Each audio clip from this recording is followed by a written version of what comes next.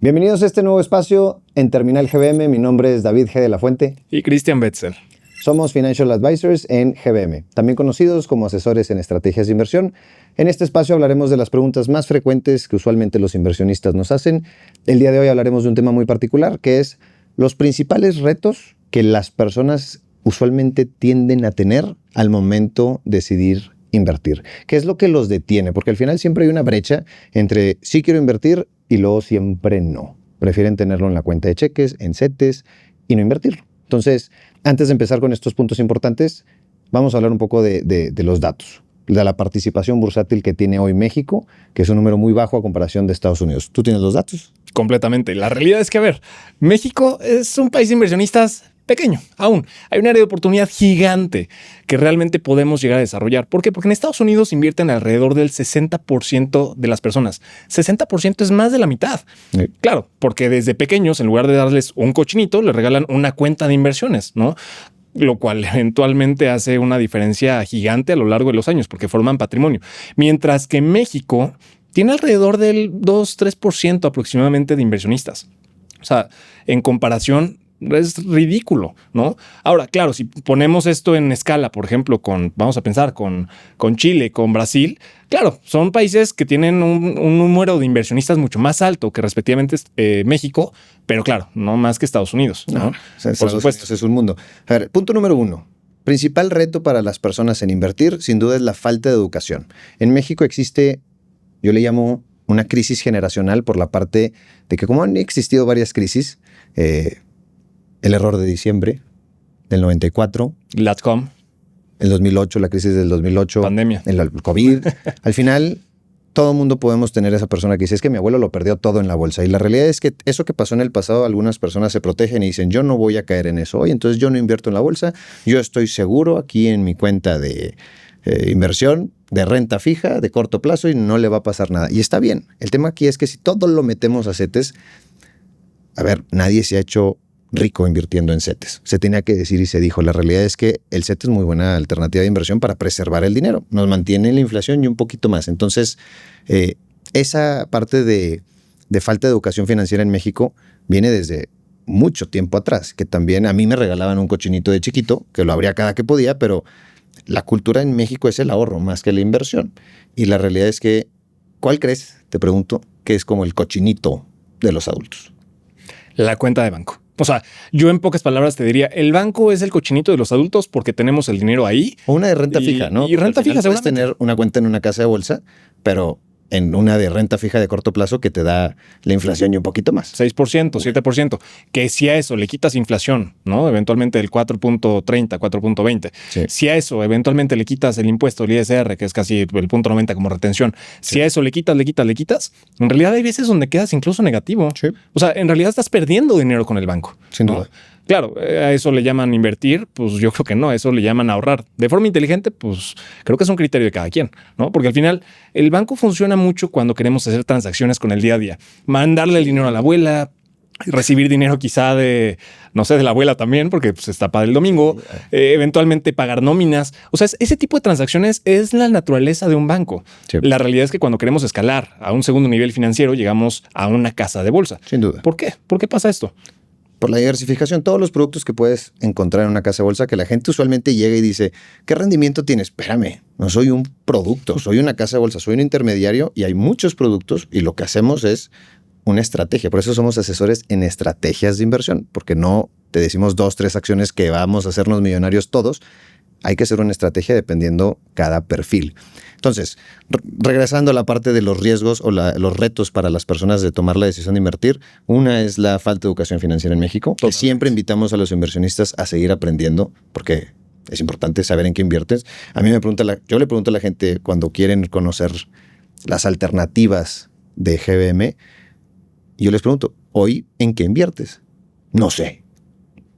Y para mí eso es, tienes que saber en qué inviertes. Todo el dinero de tu familia, ¿en qué lo tienes metido? ¿En CETES, en acciones? ¿De qué región? ¿De qué sector? O sea, al final todo es muy importante y el conocimiento es poder, ¿no? Entonces, punto número 1, la falta de educación financiera en México. Totalmente. Y el punto número 2, el riesgo, que justo platicamos hace un poquito, pero platícame sobre por qué tú crees que el riesgo detiene tanto a las personas. El miedo ¿a qué? Muy bueno, muy buena cuestión. A ver, la realidad es que el miedo viene de la falta de información. Okay. Por no tener la información correcta, como lo dices, información es poder. A ver, si por ejemplo uno se acerca con un asesor en estrategias de inversión, yo tengo un asesor que me ayuda a tomar mejores decisiones y veo la diferencia en el rendimiento con el tiempo. La cuestión es, si somos conscientes del riesgo que estamos tomando, entonces realmente ¿dónde está el miedo? El miedo es no entender qué está pasando con nuestro dinero. Lo peor de las cosas es como un medicamento. O sea, tú te tomas el medicamento porque el doctor sabe lo que te está recetando, claro, porque sabe que te duele el estómago y te receta una cosa para el estómago. Claro, si tú te lo tomas por tu cuenta y te tomas la de la cabeza, la pastilla para la cabeza en lugar del estómago, pues ya te platicaré cómo te va. Sí, claro. ¿No? La cuestión aquí es que un asesor entre 6,000 productos de inversión tiene que encontrar cuáles son los más adecuados para ti por el nivel de riesgo que quieres asumir, el tipo de perfil que estás tomando. Por ejemplo, vamos a pensar también en el tipo de planes que tienes en tu vida. Si te quieres casar, si quieres comprar un coche, comprar una casa. Y yo creo que eso es algo que ves muy, muy frecuente en tu día a día. O sea, realmente cuando empezamos a entender el miedo es porque no entienden qué es. Y es como la pastilla. Cuando vas con el doctor, pues no entiendes cuál es el compuesto bioquímico porque no lo estudiaste. Y la realidad es que no tienes por qué saberlo. Es como la inversión. No tienes por qué saber cuál es la razón de esa acción, pero sí tienes que entender por qué está en tu portafolio. Sí, ¿no? Por qué sube, por qué baja. Exacto. Al final tienes que saber por qué lo es. Ay, GBM me paga poquito. Espérame, lo invertimos en acciones. Hay una guerra entre el Medio Oriente y Estados Unidos, pues está bajando un poco el mercado de Estados Unidos y de repente sube. Hay una consecuencia de todo. Entonces, todo tiene una razón de ser. No somos un producto como tal. Conectamos porque somos un intermediario. Al final, hablando de riesgo, creo que es importante explicar el riesgo entre el activo y la custodia. Que el riesgo del activo recae en el activo en sí. Si yo invierto en CETES, pues mi riesgo es que México deje de pagar su deuda. Que la realidad es que los gobiernos pueden tanto emitir más deuda como imprimir más dinero. Que eso generaría inflación, que no es lo ideal, pero el riesgo recae en eso. Es extremadamente conservador. Si invierto todo en Nvidia o todo en Apple, pues bueno, todo mi patrimonio entonces va a estar concentrado ahí. Por supuesto que no hacemos eso, pero es el riesgo del activo. Ahora, por el otro lado está el riesgo de custodia, que es quién custodia el dinero. La gente dice, ¿qué tan seguro es GBM? Al final GBM es una casa de bolsa, ¿sí? No invertimos en GBM, invertimos a través de GBM. El activo tiene su propio riesgo dependiendo en qué invertamos. Y luego está el riesgo de custodia, que el dinero no lo tiene GBM. Está custodiado en el INDEVAL, que es el Instituto del Depósito de Valores. Platícanos un poquito más de eso, que creo que valdría la pena nada más aterrizarlo para que no nos dé miedo, porque la gente a veces piensa, voy a invertir en la bolsa, se va a esfumar, ¿cierto? Totalmente. Ese punto que mencionas yo creo que es el punto clave en toda conversación. ¿Por qué? Porque cuando inviertes en una casa de bolsa, tu riesgo no se queda ahí. Tu riesgo sale eventualmente a lo que decías, Nvidia, Apple, Tesla, la que quieras. La realidad es que cuando nos metemos un poquito más a detalle, pensemos que el INDEVAL es como un registro público de la propiedad. Realmente lo que hace es que especifica de quién o a quién corresponde ese activo. Por ejemplo, si yo tengo una acción de una empresa que se llama, vamos a pensar, Nvidia, por dar un ejemplo muy absurdo, de alguna u otra forma, ¿qué pasa? Esa acción, el INDEVAL identifica que es tuya. Entonces, si el día de mañana una casa de bolsa por alguna situación ya no está, muy fácil. Tú te giras con otra institución, otra casa de bolsa, y entonces simplemente te llevas el activo. ¿Por qué? Exacto. Porque es tuyo, es como una casa. El INDEVAL es quien ayuda a traspasar esos activos. O sea, exacto. Así como el INDEVAL te ayuda a traspasar tus acciones de una casa de bolsa a otra, no la tiene la casa de bolsa. Las acciones no tiene la casa de bolsa. Los CETES, al final, todo está custodiado. Entonces, en resumidas cuentas, son un poco de los retos que presentan algunas personas al momento de invertir. ¿Se te ocurre alguna otra? Sí, te voy a platicar una anécdota. Hace unos días recibí a un cliente en la oficina y me dice, oye, ¿dónde está su bóveda? ¿Dónde guardan todo esto que están haciendo?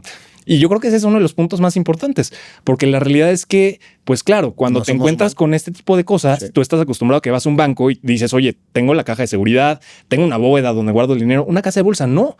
Entonces, de alguna u otra forma, una casa de bolsa, por eso es el segundo escalón financiero en un sistema financiero. Claro. Tan sencillo como eso. ¿Por qué? Porque de alguna u otra manera, el dinero está trabajando en lo que tú decides, cosa que en un banco, pues, el banco decide en qué invertir por ti, si es que lo estás invirtiendo y no lo tienes ahí a la vista. Eventualmente, cosa que también una casa de bolsa, tú tienes la posibilidad de desarrollar una buena estrategia con diversificación para mitigar este tipo de riesgo, quizá buscando crecimiento orientado a resultados con lo que el asesor y eventualmente el inversionista está buscando, Claro. ¿no? Porque al final no es lo mismo una persona que quiere, no sé, jubilarse en 30 años que una persona que quiere casarse en 6 meses. Sin duda. El objetivo es diferente, por lo tanto, la estrategia tiene que ser diferente. Y ese punto que mencionas no puede ser de otra forma más que partiendo del miedo. ¿Por qué?